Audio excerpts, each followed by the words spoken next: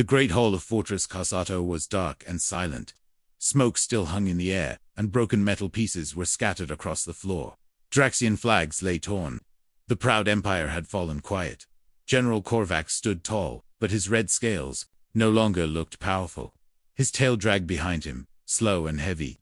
His officers, wounded, tired, and broken, stood behind him with fear in their eyes. They waited for the humans to enter. They waited for the beast. They didn't understand it. They didn't know what it was. But they had seen what it could do, or rather, what it caused to happen. Then came the sound. Soft boots against stone. The humans had arrived. At the front walked Captain Nara. Her face was calm, but her eyes were sharp. Her armor had cuts and burns, proof of battles fought and won. Her team followed close behind, strong, silent, ready. Their weapons were lowered, but still humming with energy. And there, right beside her, was the beast. He was small, fluffy, golden. His name was Atlas. The puppy walked with joy. His tongue hung out. His tail wagged so hard it nearly made him trip. He had no idea where he was. He was happy just to be walking with his human friends. The Draxians froze. One of the younger guards gasped. "Is that it?" "Yes, Captain," Nara said, stopping at the center of the hall. "This is the beast." Korvac blinked. His claws scraped the floor. "You mock us." "No," she said simply. "He's very protective." Atlas sneezed. The sound echoed through the grand hall. One of the Draxian soldiers dropped his plasma pike. Korvac's eyes twitched. "This creature destroyed the entire southern platoon." Corporal Gite stepped forward. "Not directly, but yes," Korvac growled.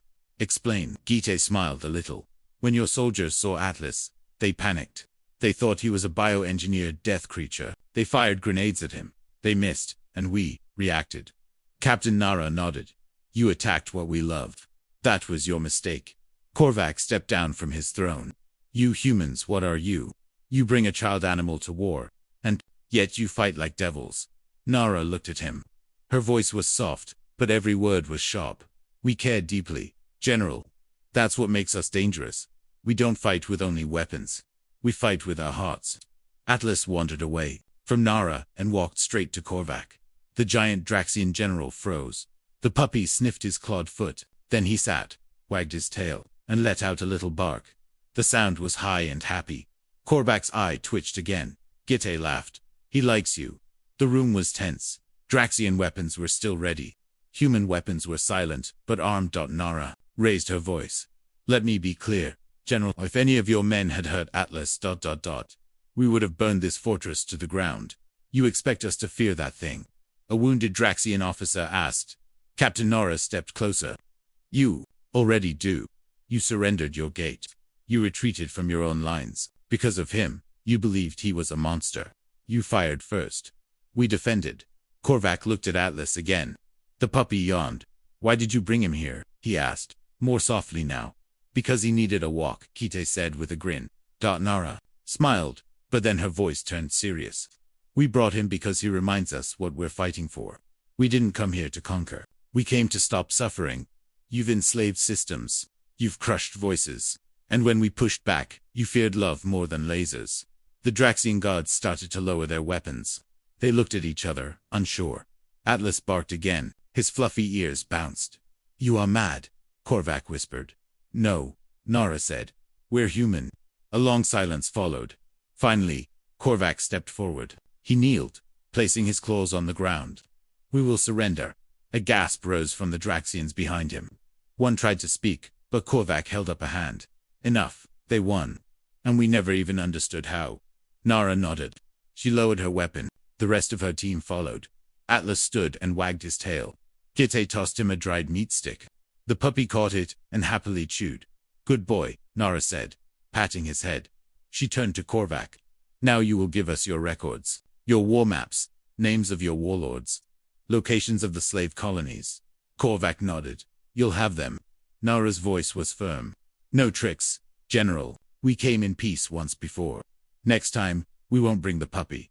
A chuckle came from one of the Terran soldiers. Even a few Draxians smiled nervously.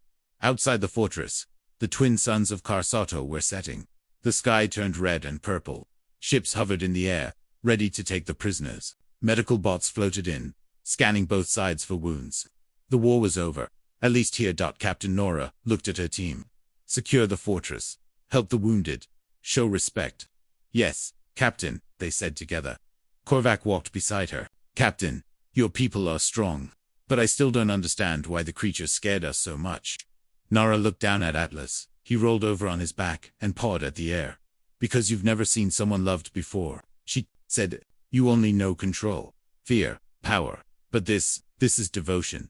This is trust. This is what we fight for. Korvac looked at Atlas for a long time. He's not dangerous. No, she agreed. But we are. And if anyone ever hurt him, we would stop at nothing. Korvac gave a tired smile. Now, I believe you. As the Terran flag was raised over Fortress Karsaddle, Atlas curled up beside Nara's boots. He closed his eyes. He was just a puppy, tired after a long walk. But to the Draxians, he would always be known as the Beast, the silent weapon, the creature that made humans unstoppable. Not because of what he could do, but because of what he meant. And in that truth, the galaxy shivered.